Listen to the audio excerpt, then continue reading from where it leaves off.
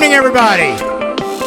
That's a little better, but thank you. Thank you for being here tonight. All right, so tonight we're doing something that we've only started doing at the end of last year. It's called MS Conversations Now. And before I even tell you about the program, though, I want to thank two of our supporters. That's Genentech and Novartis, all right? They made tonight's program possible, and I hope that you could all thank them. Give them a round of applause, yeah. Great.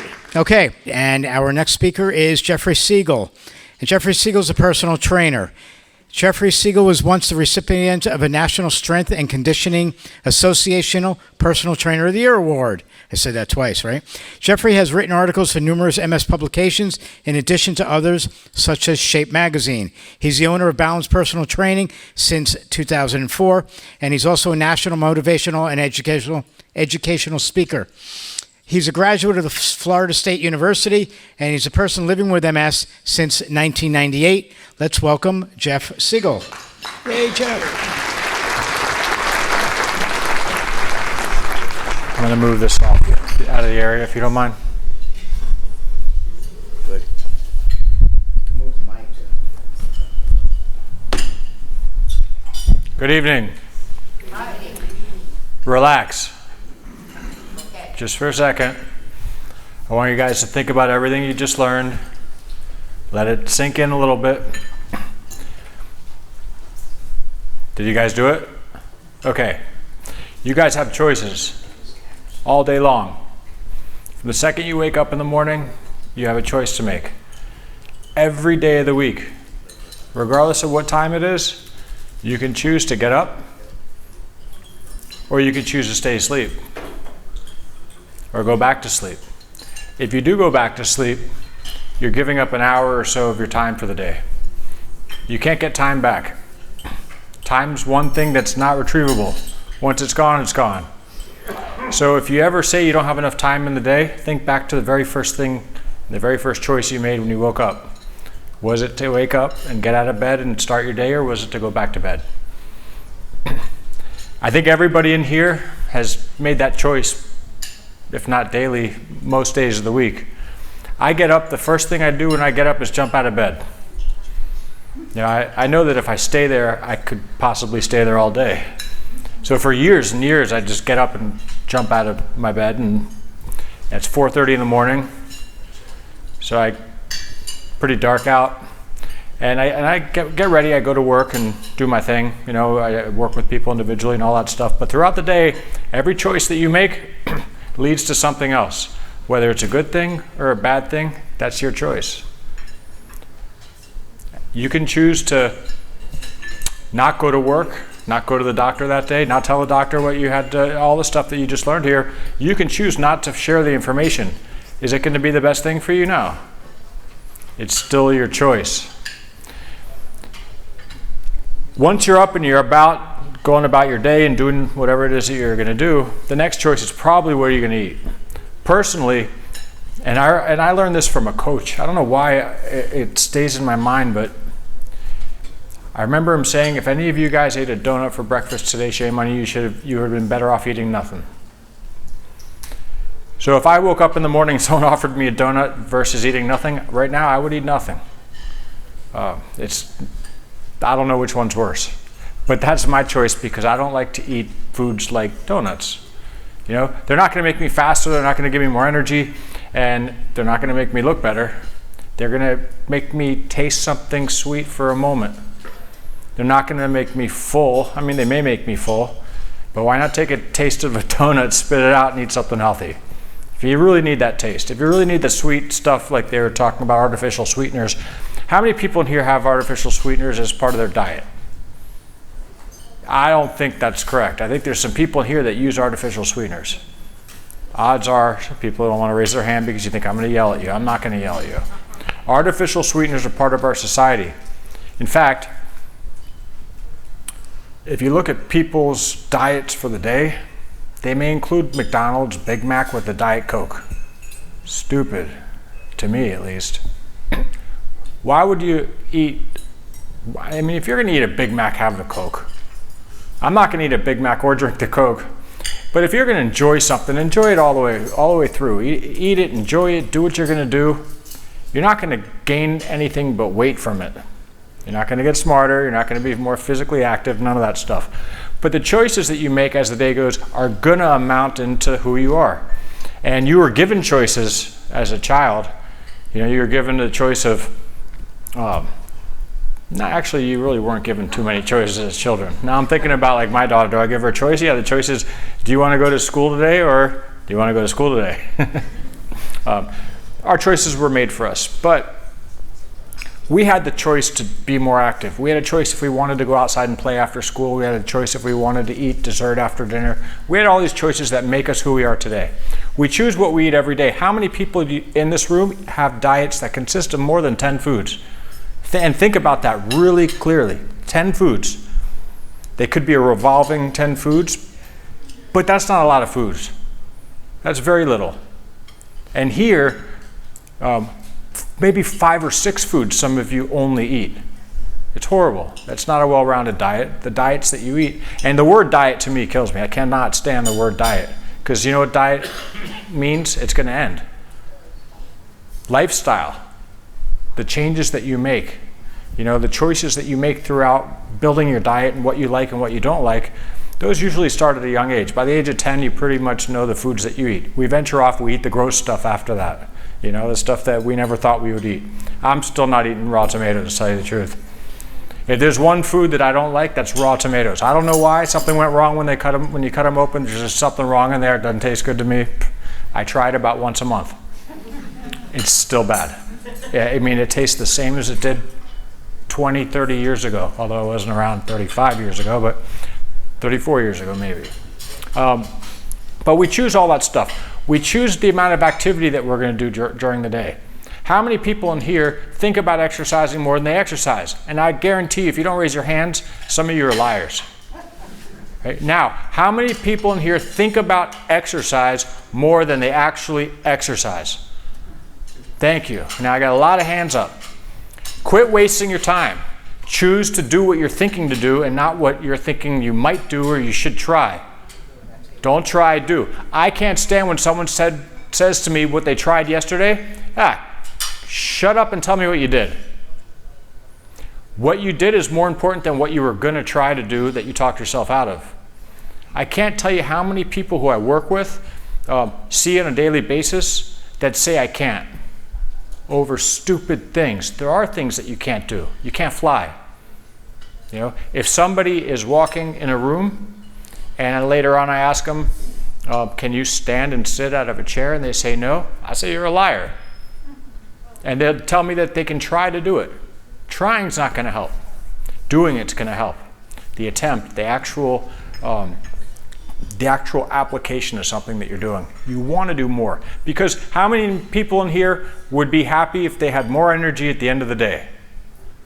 Whether you have MS or not. I feel the same way.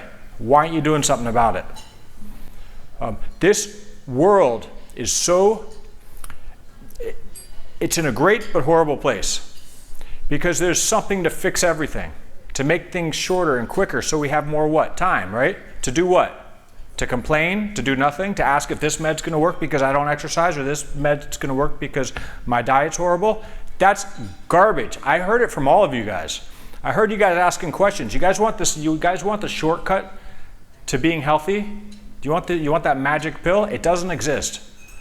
Hard work. That's what works for everybody. If you don't work hard enough, you're not going to get enough out of it. That starts at a young age. And you'll know because you'll be the first one picked on the team, or you'll be the person picking. And if you don't work hard enough, you don't care enough, you won't be picked, or you'll be the last one. And that's horrible. I don't want to be the last one picked. I don't want to be left out either. I want to enjoy life. I want to participate in life. I want more energy at the end of the day, and I don't want to take a stinking statin. All right, we were talking about statins. I exercise, I eat well, I don't need a statin. And if you're taking a statin so you can do less, shame on you. You should do more so you don't have to take these medicines, because all these medicines, they do have a place. They have a place for people that need it. People that have that are genetically predisposed to having something like high cholesterol or something like that. But you're not genetically predisposed to being lazy. That doesn't happen. It doesn't happen. And well, you know what happens if you are lazy? Absolutely nothing. How many people have gotten more out of life from being lazy? I don't know anyone. I don't know a single soul. I've been, and it frustrates me in the profession that I'm in when people ask me about certain pieces of equipment that they saw on the television last night at whatever time it was, and they ask me, oh, why does that one work so well? It seems so easy.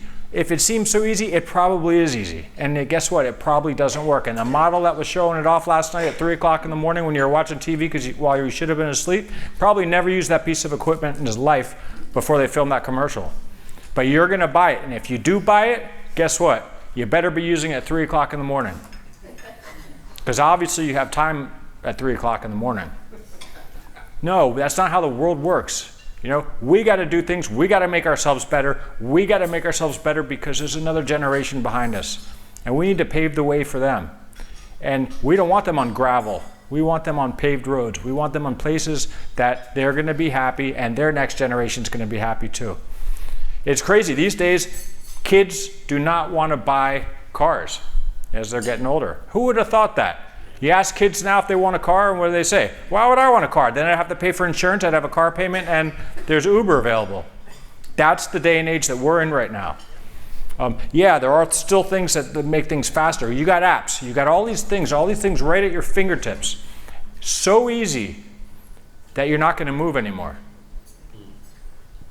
It kills me. It kills me when somebody tells me that they went to the doctor, and I ask them how their doctor's appointment went. And I asked them, how did the doctor like how you walked today? He didn't see me walk today. What? Think about that. If you go to the doctor and you're able to walk, but you go in a scooter, and you go in a scooter and you leave in a scooter, that means no walking test. They didn't get to assess you. They think you can't walk. Is that what you want? No. What about if you're not going to walk and you choose not to walk, don't worry about how hard it is to get off the ground. You'll never be there. But for those who do want to walk and those who do want to work hard and those who do want to have energy late in the day or even early in the day or get a good night's sleep, who would think that exercise and moving more is going to give you a better rest at night? It does. It really does. And when you wake up in the morning, you can say, hey, I slept well because I used my last bit of energy. How many people in here try to save energy? What are you saving it for? A rainy day? Right? You save energy for what? You better have a reason to save it. Like that energy is getting used, because you know what happens to every bit of energy that's not used? It turns into something that nobody wants. Fat. Who's on the keto diet, or what are these other diets? Anybody doing keto? Anybody take a diet? Anybody on a diet and take supplements? If you're on a diet that requires supplements, that's a garbage diet. You're supplementing what? You're adding stuff that was not available in the diet. That's not a natural diet. That's not the way we're supposed to eat. Diets like the keto diet, you have to take supplements. Keto diet's good for one thing: weight loss. Are you getting more healthy? You're not healthier if you're on the keto diet, because you're eating fats and all this saturated stuff and all the stuff that you just heard was bad for you. So when making these choices, it comes down to how many calories you're going to put in your body, how many times you're going to cheat, how many times you're going to walk away from the food that's healthy and eat the garbage. And garbage food had to be bought.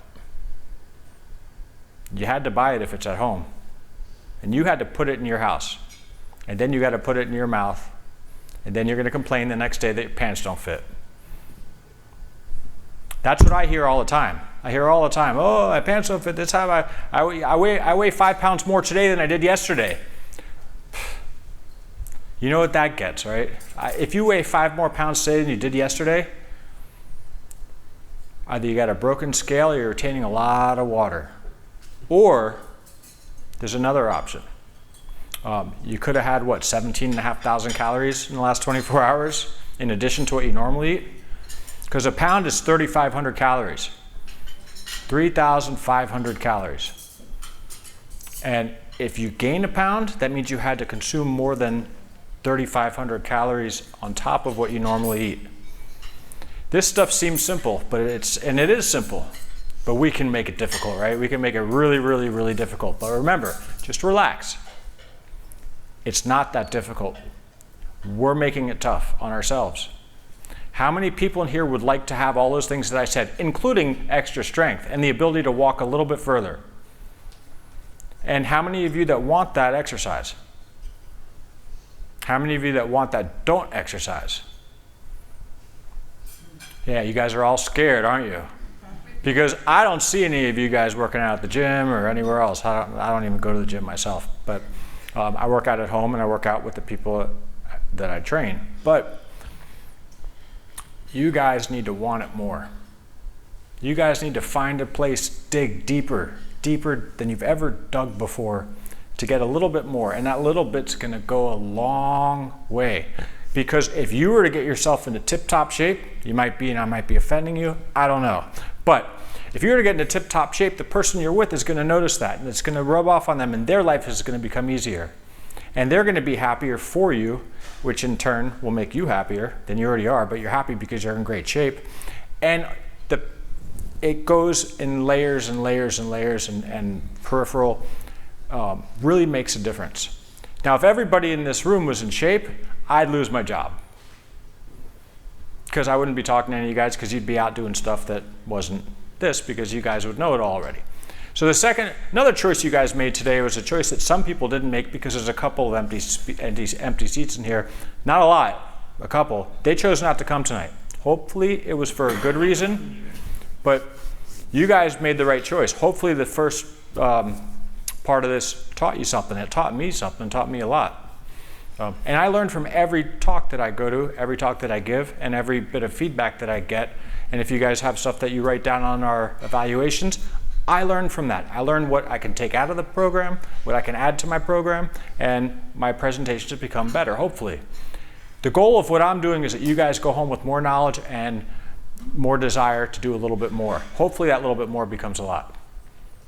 That's why I do this, because by doing this and by being able to speak on the camera, I'm reaching people all over the world. I mean, I get messages from people in, you name the country. I mean, you think that people don't have MS in certain countries? I'll tell you, I got messages yesterday and the day before, probably from that country, from somebody that used Translate because they don't use the word it. You can tell when someone's translating because it doesn't exist in most other language. They go straight to is. So if you get that, you're like, okay, what are you using a translation app? You guys know what I'm talking about? Who's not English speaking? Yeah, our language. This is only an English speaking crowd. There's nobody in here that speaks other languages. When you translate it, is it completely backwards? Any kind of no. Like when you if I'm speaking English and you're going to translate it to another language, English is kind of backwards, isn't it? So, but if someone was to translate it and talk to you in English, you can tell that they're not speaking English, that it's translating somehow. I get it. I get emails from people. They leave, like I was saying, they leave the word it out. They'll say is, just straight is, not it is. Does that make sense? It does to me. That's all that matters, right? No. So the other choices that we make throughout the day: diet, exercise. How about if you want to choose exercise more than once in a day? Any of you guys work out more than once a day? How many times a day you work out? 10? Constantly. That's okay, because if you're on your feet constantly and you do a little bit more today than you did yesterday, I can say that's exercise. And tomorrow you'll be able to do a little bit more and then a little bit more. And if you have a setback, you might get a setback all the way to where you gained maybe like a few years into it. That's the goal. Is there any way to slow down the effects of MS? Who asked that question today? You can raise your hand. Is there any way to slow this stuff down? Yeah, there is. You exercise. I guarantee you, if MS is going to cause your muscles to be a little bit weaker, and you exercise, your muscles got stronger. They may get a little bit weaker, but they may get just weak enough to be stronger than they were when you started. Does that make sense? Do you guys get what I'm trying to say? You guys can choose throughout the day, throughout your life, what you want. If what you want is reachable, there's only one way to find it. You got to reach for it. You can't tell people what you want. You can't tell someone what's wrong with you and expect it to get better just by telling them it. You can't do these things. It doesn't work. That's not the way this world, that's not the way it works. I'm going to give you a bunch of other choices, but I'm going to pause for a second. He didn't mention, or maybe he did. I'm a patient as well. Do you guys know that I'm a MS patient? If I was an MS patient, I'd just be a patient. We're all patients, right? We all die eventually. I haven't got there yet. If I did, I'd tell you, but.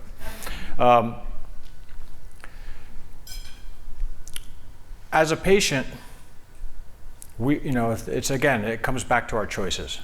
You can be a good patient, you can be a bad patient. Your doctor can only be as good a doctor as you are a patient for him. I was asked by somebody earlier, what happens if you fall down? Anybody in here ever fallen before? I can tell you that I am a professional faller.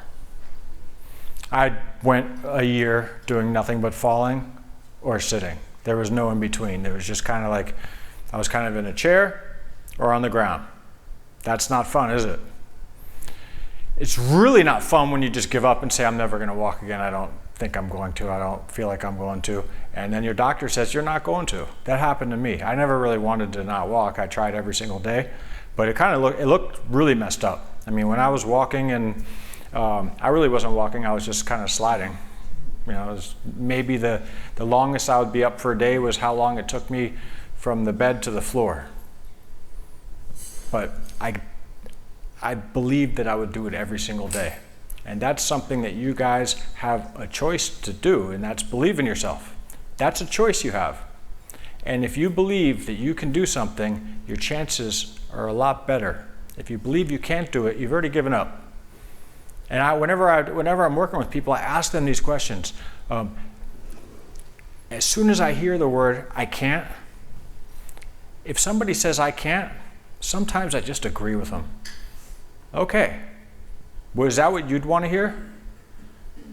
If someone says I can't, the first thing I want to say is, shut the front door, because you don't know you can't unless you failed enough times to give up and move on to something else. That is what happens daily with people who don't do stuff that they want to do because they feel they can't do it. What is it? Henry Ford, whether you think you can or you think you can't, you're right. It's the truth. If you fall on the ground and you say, I can't get up, what's going to happen? Are you going to levitate? No. And I'm going to show you what happens. When people are, let's just say, and there's lots of reasons that people do this, but whether something's in the road, something's on the floor, something's next to your bed, or you just like fall like that. Well, what do you do when you fall like that? Relax. You got to relax. Because when you fall down, the first thing that comes to mind is, how the hell am I going to get up? And you just start squirming and you start trying. And what does that do to you? It tires you out. You didn't get tired falling. You got tired freaking out about it. So relax. Think things through. Make the right choice of how it is that you are going to get up or how you plan on giving an attempt to get up. How many people in here can't get up off the ground if they fell? Why? I don't feel for my ankles down. Okay. So when I try to push off, I can't because there's no way to push off. When was the last time? She said that she can't feel her feet from the ankles down, and when she tries to push off, she has trouble with that. When was the last time you got up off the ground? By myself? By myself, years. Years? Okay. I've tried. What about getting out of a chair? Can you stand up out of the chair? Sure. But I have to push off with my arms. That's where it's okay. You got arms, right? You feel them? Yeah. You can feel your arms. Okay, so you're in better shape than you think. I'd love to work with you afterwards. So if you want to come up here, we can too, but give me a minute. I'm going to show you guys a couple things that you can do when you do fall down. And what's the first thing that you should do when you fall down? Relax. Louder. Relax. Yes, relax, and remember, you just took a fall. You didn't plan the fall. You didn't think about how you're going to get up before you planned the fall because you didn't plan it. There's many different ways to get up off the ground. The easiest way is whatever comes to mind. If you have no problems, no lack of ability anywhere, for me it would just be, to get up like that is just getting up. Now, for somebody else, that seems impossible, and it very well might be. There's ways that if you can get onto your knees and your feet can be touching the ground, which is something you can't feel, but if you can get into this position, knowing that your arms are as strong as you say they are, I think you could probably get up off the ground. But you know what the biggest hurdle for you is? Being afraid of breaking my feet. No, when I asked anybody, is there anybody that can't get off the ground, she said, I can't. So you already put yourself in that category. I'd love for you to get out of that category. You have no idea. Probably as much or more than you want to get out of that category. So some of the things that you can do when you're seated, falling, we'll call it seated. If you can get a foot up like this, you can use this as leverage and push up on your knee. But if you push up above your knee, you're pushing yourself back down. Don't do that. I see that too often. You have people getting out of a chair even pushing on their hips, and that you're pushing yourself back down. Another way is if you can get one of your legs straight like this, walk yourself back to it if you can.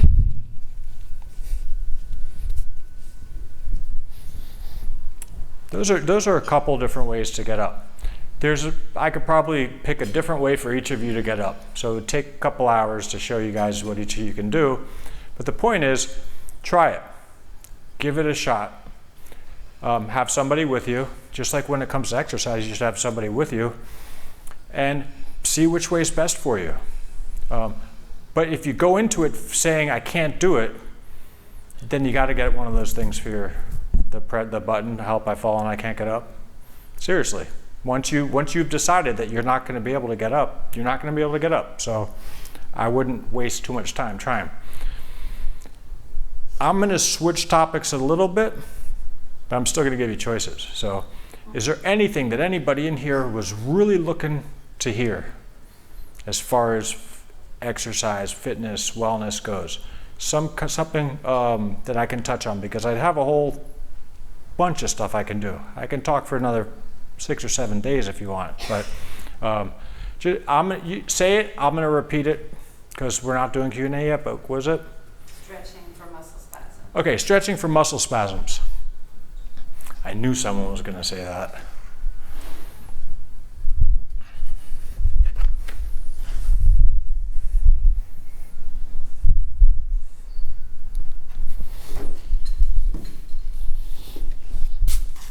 So, how many people in here have muscle spasms? I say there is a lot-teen. How many people in here have cramping? How many people in here have raised their hands who are not an MS patient? Okay, so these things happen to a lot of people. The first thing is make sure you're hydrated when it comes to cramping. When it comes to anything else, make sure you're hydrated. I say this at almost every talk I've given, but if you're seated, as long as you've been seated in here tonight, outside of this, obviously, because you guys are really good, great audience, paying attention. But I would call you all out for being dehydrated because I don't see you guys going to the restroom. It's not a bad thing. I mean, but if you're in one spot for long enough, chances are you need a glass of water. It'll get you out of your seat. It'll make you move a little bit more. That's a great way to keep active, is keep hydrated. Keep going to the restroom. Or don't, but I'd rather say yes. Okay, stretching.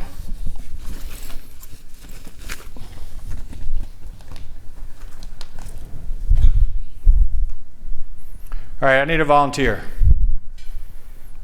Come on up. Come on. I have a seat here. How many people in here stretch? I don't. Just wanted to make it clear. But I'll tell you why in a second. If you guys stretch, what's the most important thing about stretching? What? That's one of the things, but in order to stretch, what's the most important thing you should do? Warm up first. Exactly, warm up. Because just like this is a rubber band, your muscles are like that. They're elastic, they move. You don't want them to strain or tear. So this is just an exercise band that's pretty heavy. You could feel it pretty heavy. Where's the spot that you have the most? From my inner thigh, coming up from the knee. Okay, would you mind laying down? Yes. No, not at all. Back. Is there one leg that's more Right sort of? leg. Okay, your right leg.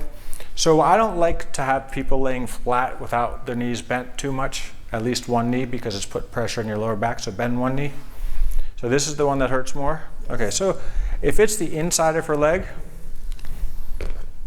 what you can do is something like that. Is that helping it at all? Can you feel the spot? Yes. But if you were to put your leg out like this and do that, can you feel the spot more or less? Less. Okay, so how about now?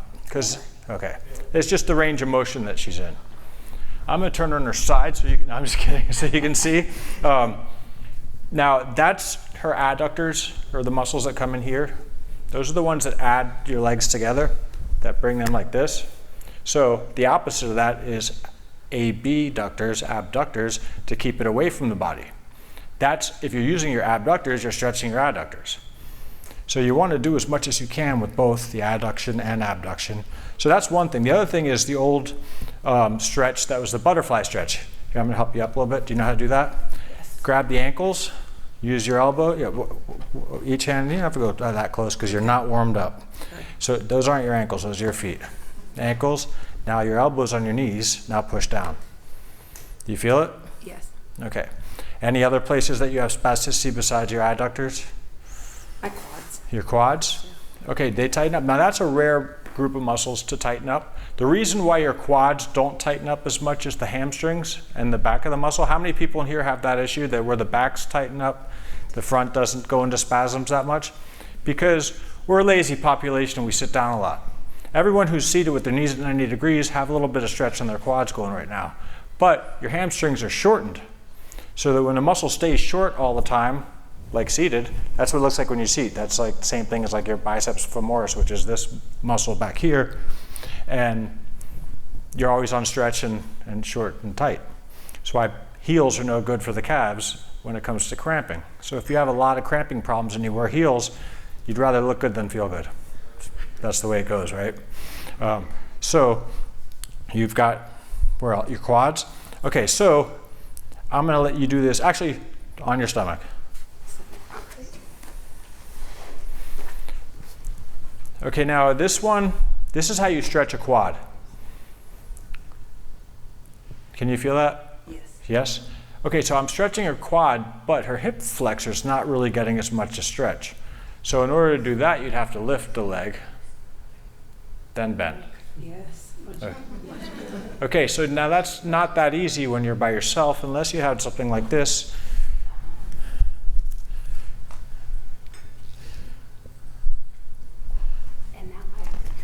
Now the other side's cramping? Yeah. See, because she's shortened. So turn over. I'll show you what to do for that.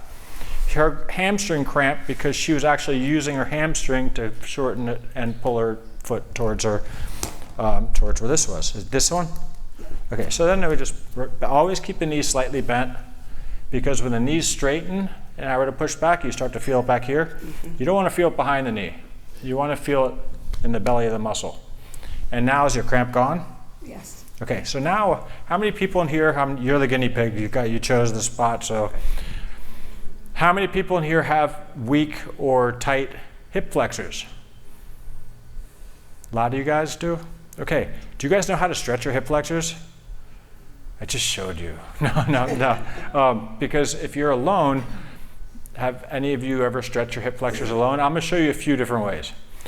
One of them is pretty easy, because most of you probably sleep in beds, right?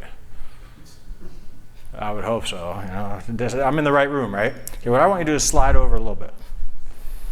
Slide over. Here, give me this hand. There you go. Now, straighten this leg. Now, imagine this is the bed. And just kicked her shoes off next to the bed. Let your leg hang down. Can you feel your hip flexor stretching? Yes. Okay, so if that's working like that, that's all it takes, is to drop your hips behind you and then this stretches. But you want it to be a little bit more. Imagine this was around her leg. I'm not gonna have you do it so you don't cramp. And then do this. Okay. You're like, you tapping out? Yeah. Okay, so that's really stretching her hip flexor without that much work. So if you just hung your leg off the side of your bed, you got it. Got it covered. That's one way. Here, let me help you up. Thank you very much. Put your shoes on. Now, speaking of hip flexors, I'm going to show you some hip flexor stretches and a couple things for your calves, because I know you guys have some calf issues. But hip flexor, if you have good balance, you can do it on one foot and just do this. But you see how my leg's behind me, not at the midline of your body. You want to get it behind you and back. If you have something like this, that helps. But I'm going to get up on here and show you what I was just, someone asked me about that before. I just showed you an example, something as simple as this. Let me do it this way. If you can sit like this, hold on to something, grab something. I put my hands above my head and just bring your hips forward. You could play a guitar right here. My hip flexors are so stretched right now. I don't know if you can hear that. No. But that's how you stretch your hip flexor, just hips forward, knee down.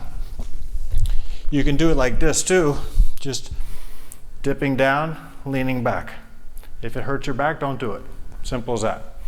When you're exercising, when you're stretching, when you're doing something, pain is real. There's pain that comes from muscle fatigue. You guys ever experience that? That's okay. That makes the muscles stop working. No, it's all right. They rest. Some people think that when something stops working, it means to stop using it. For that moment, it does. But just like anything else, if you're tired, what do? You rest. If your muscle's tired, you rest. If your nerve's tired and it's not getting the signal to your muscles, rest. I've had people walk a couple blocks with me. After a couple, they start out like this, walking just like this. That's a normal gait, right?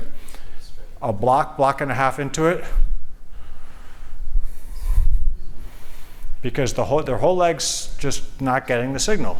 All right, stop dragging your leg and relax. You got to relax, because that's the only thing that's going to get this to work again, is stop. So you stop, you relax, you let yourself regroup a couple minutes, boom, right back in it. Until it stops working again, then you stop, you relax. This over time is called a progressive exercise program. As you progress, your body adapts to that and your body learns. And if you're doing the more exercise that you do, neuroplasticity becomes more realistic. That's your ability to change the way you do things based on changes in your body, and you become able. If somebody was walking and their hip flexor stopped working or doesn't work and they're swinging their leg, it's not the right thing to do, but they found a way to do it. They found a way to get from A to B, without going through the whole rest of the alphabet. You can do these things. Resting is okay. Restarting is okay. Not starting at all is not okay. Taking the kid out of you, taking the fun out of you is not okay. That's not what our life is supposed to be. We, in this room, have been diagnosed with something. Even if you don't have MS, you've got a diagnosis at some point. I'm sure you've lost a baby tooth or had a sore throat or done something along the way that caused you to get stitches, but you've gotten some kind of a diagnosis. We can live with it. The alternative is not so good, is it? So live the best you possibly can with it, no matter what it is. Do the best you can. It kills me to hear this, but the last talk that I did, somebody, for the first half hour of the program where you guys were all talking and you guys were all chit-chatting with each other, this person, all they talked about was their left foot. My left leg's not working. My left leg doesn't work. My left leg used to be great, but it's not anymore. I wanted to take that left leg and cut it off and hit him with it, because what he was doing was neglecting his right leg. If your left leg is bad, go to a physical therapist, let them help you with it. But don't neglect the right leg, because that right leg has become your anchor. And if you choose not to use that anchor, you're going to sink. That's what's going to happen. So you got all these choices, you got to choose correctly. You made the right choice by coming tonight. You made the right choice because you made it out of bed. I don't see anyone bring their beds here tonight. There's a lot of beds up in the hotel, but you guys are on the right track. You're doing the right things. You're coming to the right places. You're asking the right questions. Are you going to do something with it? I would love to talk to every single one of you in a week right now and say, what did you do since I saw you? The best answer I can get is one word: more. That's what you want to get out of life, more. How many of you have children? How many of you have grandchildren? How many of you have great-grandchildren? How about great-great-grandchildren? Don't you want to do stuff with them? Don't you want their visions of you to be someone that can do more than nothing? Because you guys can, but I guarantee you there's a few of you in here who have children or grandchildren that think you guys just can't do anything because that's all they see you doing. Be a participant. Do something with them. Then tell stories about it. That's the best part about having children and grandchildren, is you can tell stories about them. I remember my daughter, when she found out I had MS, it wasn't when I was planning on it. She walked in on me, this was probably 12 years ago. I'm 21 years into having MS, so 12 years ago I was taking a shot in the kitchen. She was supposed to be asleep. She wasn't. She walked into the kitchen. I had a needle in my leg. I looked up and I see this. And my heart started doing this. That's what I was feeling that. I was thinking she could see it. And then when I looked up again, I looked over at her. My mouth is dropped too. Her mouth is like this. She goes, "You're brave like Mulan." If you don't know who Mulan is, ask the person next to you, they do. No, it's a Disney character, Princess Warrior or something. So I was thinking, oh my gosh, all this worry that I had about how am I going to tell her that I had MS and that I have to give myself a shot. You know how much kids like shots. So, of course, that wasn't the last thing she said. When I looked up, I said, "Is everything okay?" And she said, "Can you do it again?" I said, "Maybe tomorrow." But, and then she said, "Well, can I do it for you?" I said, "Not yet." But the thing was, that whole year I let her watch me do my shots, and she was, she was okay with me doing my shots. Then it came time for her to go to the doctor. She was comfortable with shots. Time for her to get her shot, and what happens? She's screaming. Didn't work. It was just cool for her to watch me do it to myself and tell her friends, "Watch him, he didn't do a shot." She thinks it's like shot on order. Okay, what time is it? Doesn't matter, do your shot. No, but I would do that, and I would let her friends be around when I did it. I'm not shy about having MS because I want everybody in this room to feel as good as I do. And if some of you feel better than me, tell me what you're doing and I want to do it. Count me in. I want to be a part of that. I want the people that I work with to feel good. And I love hearing stories about the people that I work with when they're on their vacations and they're not working with me and they're asking me, what exercises should I be doing while I'm gone? And I'm like, shit. What do you think you're exercising for? So you can go on vacation. You don't need to exercise. That's so you can do more. You just worked out for a year without going on a vacation. You earned it. It's time to do more with the things that you did. Everything that you do, you can do a little bit harder, a little bit longer, and get a little more out of it. And remember, if you have to take a step back, you take a step back and rest. But by doing that, you're progressing. You're progressing your endurance. You're progressing all the things that you thought you couldn't do. You can do them. I got a guy over here that thought he couldn't do a lot of things that I've seen him do, and you'd be surprised if it's not how his foot's in a boot, and it's not how he's hurt his tooth, but he's done a lot. I've seen him do it. And he'll joke around about it, and he'll joke around and he'll get his knee higher than he said he could 2 minutes ago in a joke. And then he realized, whoa, I can do that. Well, that's what happens when you exercise. You know, if I were to ask all of you to do certain things and you think, oh, wow, I can't do it, and you don't, and you do something like this, there's other ways to get through to you. Being in my profession is not just being an instructor. It's almost like being a psychologist and figuring out what is going to be the language that I can get through to you, to this person, to that person, so where we're on the same page and you understand. And not only do you do it right, but you want to do it right and you want to do it better. Because there's nothing more gratifying in life than accomplishing something that you thought you couldn't, and then being able to show someone else that you can do it. And even better than that, teaching it to somebody else. And if you don't believe me, try it. I know there's some people in here that don't exercise. I know there's people in here that did what I was asking before, and they talk about it and think about it 10 times as much as they actually do it. Put it in your book 10 times a day. Do it once. You're moving forward in the positive direction. Does anybody have any questions? I got a whole bag of equipment over there that I didn't even take out. So if you got a question about any kind of equipment or anything that you're doing, or anything that I'm doing, or anything that I talked about, I'll answer that question. If I don't know the answer, he'll answer it. No. They may want to ask you afterwards when they're not in front of everybody. Okay, if you don't want to ask it while you're in front of everybody, you can ask about it afterwards. Fair enough, right? Sounds good, right? But everybody else won't know the answer. All right, well, let's thank Jeff for being here today. Thank you. All right? It's great. Thank you.